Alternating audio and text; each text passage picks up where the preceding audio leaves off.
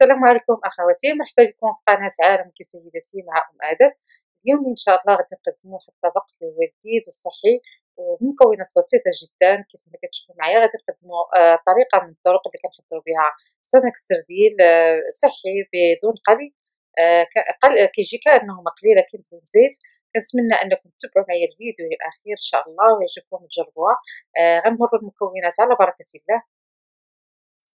المكونات اللي غنحتاجو لهاد الطبق هذا: عندي السردين اللي غسلته ونقيته مزيان، حيدت السلسول ديالو وخليته تسقط تقريبا واحد الساعه. عندي ايضا الزيت اللي غادي نحضر به او زيت المائده اللي غنحضروا بها الشرموله ديالنا. عندي شويه ديال الفلفل الاسود، شويه ديال الملح، شويه ديال التحميره حلوه او حاره يعني اللي كتفضلوا. عندي ايضا هنا الكمون، وعندي الثومه بودر، يمكن لكم ديروا الثومه العاديه حتى هي كتجي مزيانه. وايضا عندي هنايا الكركم. غادي ناخذ واحد الزلافه وغادي نضيف فيها واحد شويه ديال الزيت، وغادي نضيف فيها العطريه باش نصاوبوا الشرموره. غادي نضيف فيه الكركم، الثومه، وغادي نضيف ايضا الكمون، نضيف ايضا شويه ديال التحميره، غادي نضيف ايضا الملح. طبعا بالنسبه للعطريه كتضيفوا على حسب الكميه ديال السردين اللي غادي نديرو. هنا ضفت ايضا الفلفل الاسود او البزار. غادي نخلط هاد المكونات جيدا. هاد الشرموله هادي كتلذذ لينا سمك السرديل مزيان، كيجي لذيذ. كيمكن نضيفو قزبر معدنوس ونديرو الشرموله العاديه.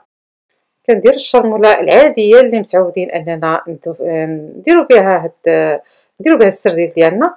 هاد الشرموله هادي كتجي حتى هي مزيانه ولذيذه، واخا ما كنديفوش ليها يعني القزبر معدنوس كيف ما كنديرو في العاده. فغادي نضيف هنايا الحامض كيف ما كتشوفوا معايا. يمكن نعصروا حامض يعني عادي. انا عندي هنايا هذا معصر، غادي نكب واحد شويه.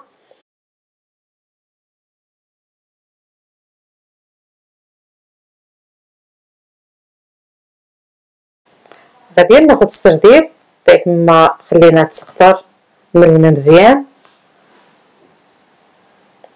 غادي نسرحو على الطريقه هذه وغنبدا ندهن بالشرموله اللي عندي. كنكب واحد الكميه يعني قليله كنفسوها من الفوق بهاد الشرموله بهاد الشكل هذا.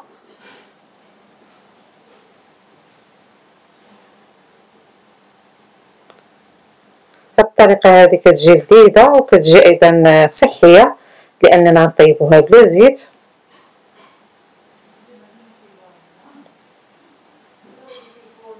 غادي ناخذ دابا السمك ديال السرديل وغادي نديرو من الفوق، ندير وحده من الفوق كل وحده باش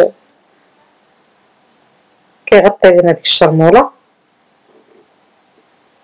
بهذا الشكل هذا. غادي ناخذ شويه ديال الدقيق ديال الفينو. يمكن لكم تستعملوا الدقيق ديال الذره او السنيده ديال الذره اللي كتكون رقيقه، او الخبز محكوك يعني اللي كاين عندكم يمكن لكم تستعملوه. انا هنايا درت غندير الدقيق ديال الفينو. غادي ناخذ كيف ما قلت لكم درت فيه شويه ديال الملح. غادي نبدا ناخذ السردين وغنبدا نفندو في هاد الدقيق هذا.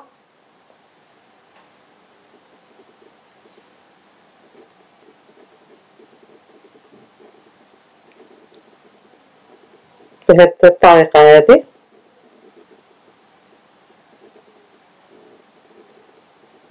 بهاد الشكل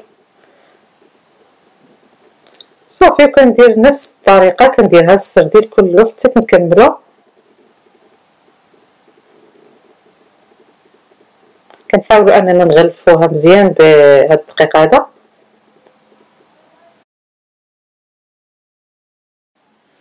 غادي نبقى نكمل انا السردين ديالي كله بهاد الطريقه هذه. ندهنو بالشرموله وكنفندو او كنمرمدو في الدقيق حتى كنكمل السردين اللي عندي كامل بهاد الطريقه هذه. طبعا كيف ما قلت لكم طريقه صحيه، ما غاديش نقليه وغيجي يعني كانه مقلي احسن لانه كيكون صحي ولذيذ. نتمنى يعني تجربوها ان شاء الله وغادي تعجبكم، خصوصا الناس يعني دايرين ريجيم وما كيبغيوش مثلا السمك او السردين مقلي بزاف. هذه طريقة من الطرق ان شاء الله اللي غادي تعجبكم، وكتبقى يعني كطريقة جديدة بالنسبة لطريقة الطهي ديالها كما غتشوفوا معايا من بعد.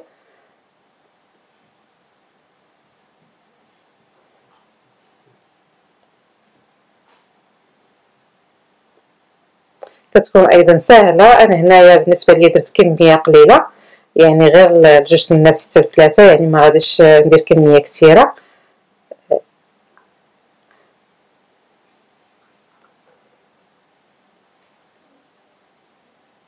صافي هنا ملي كملت السردين ديالي كامل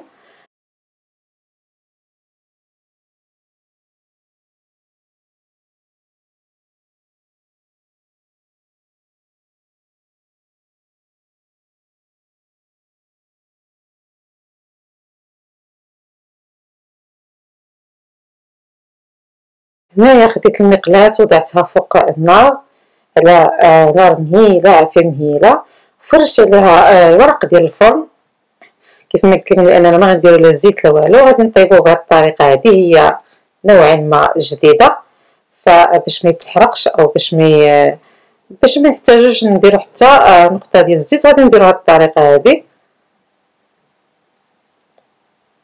غادي نبقى انا نست في السردين، يمكن تستفوه بطريقه عشوائيه ماشي مشكل، بحال كنقليو فيه وكنبقاو كنقلبوه حتى كيتحمر. انا غندير هذه الطريقه هذه بحال هكايا.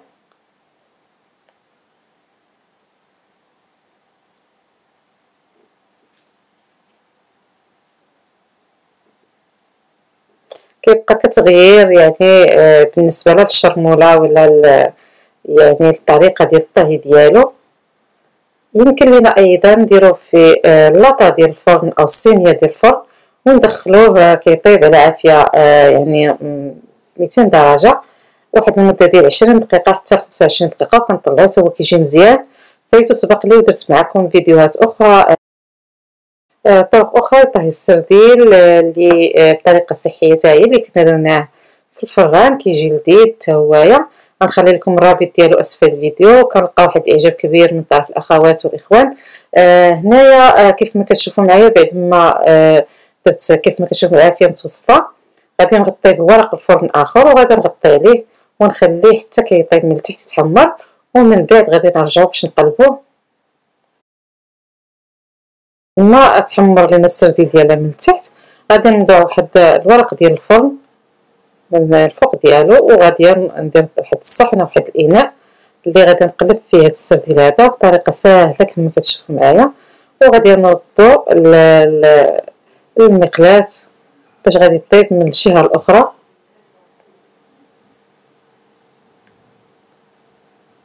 غادي نرجعوه فوق العافيه، العافيه مهيله كيف ما كتشوفوا معايا، ما نخليوش مجهده باش ما يتحرقش لينا. صافي كنخليوه المده اللي غادي يطيب فيها ونرجعو ان شاء الله بنشوفوا النهايه ديال هذا الفيديو. هذا كيجي لذيذ لذيذ لذيذ بزاف، نتمنى انكم تجربوه ان شاء الله ويعجبكم. كيبقى كطريقه مختلفه من الطرق اللي يمكن لنا نطيبوا بها سمك السردين. كيجي تقريبا يعني كيجي بحال الا مقلي واحسن كيف ما قلت لكم. غير جربوها ان شاء الله وغادي تعجبكم، بما اننا يعني مقبلين على شهر رمضان، فهاد الطريقه هذه يعني غتكون كتغيير الطهي ديال السمك او الطيب ديالو، وغتجي ان شاء الله فكره رائعه.